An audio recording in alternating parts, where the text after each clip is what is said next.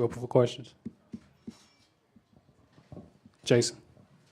Jason Lloyd, The Athletic. Ty, the situation you were thrown into last year and everything, the whirlwind that you walked into and going to the finals, I'm just wondering now that you've had a full year with this team and really had a chance to put your stamp on it, how, for you personally, does this feel any different than last year? How does this compare to last year at this point?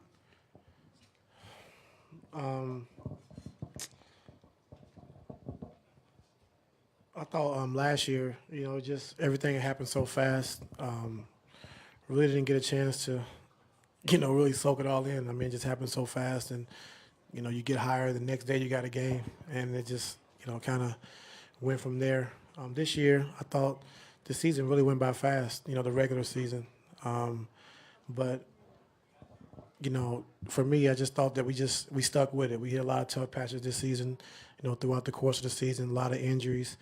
And this team it's a crazy team, and they just stay resilient all year.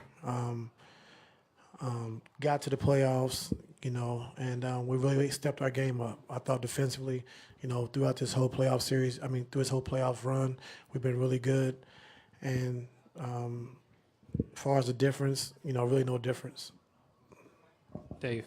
David Benham, ESPN. Ty, some people in your locker room downplayed the significance of a rivalry between the Cavs and the Warriors, but you embraced it, you accepted it.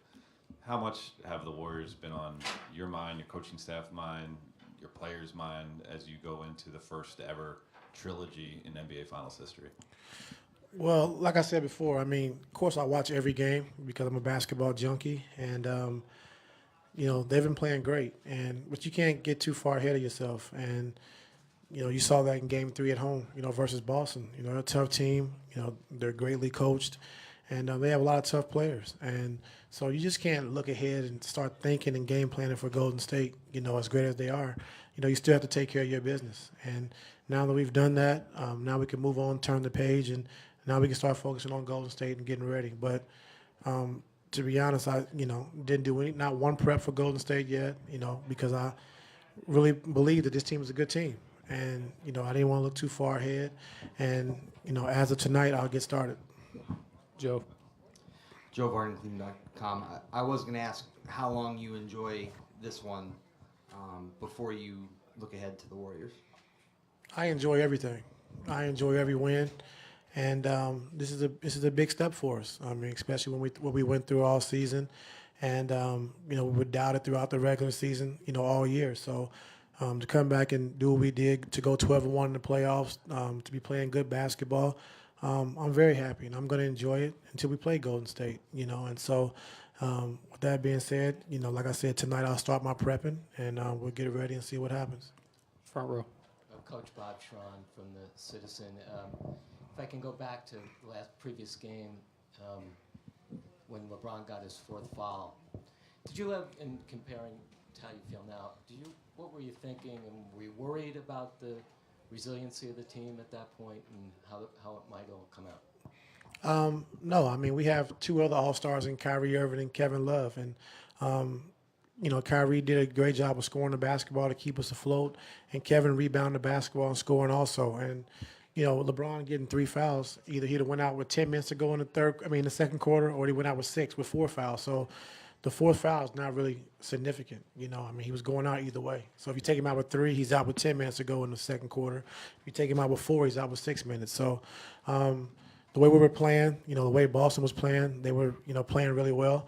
And I thought I should keep him on the floor, but when he got his fourth foul, my team did a great job of just, showing confidence in themselves and holding it down until he got back. Marla. Marla Ridenour, Akron Beacon Journal. Could the big three be playing better than they are right now? Yes.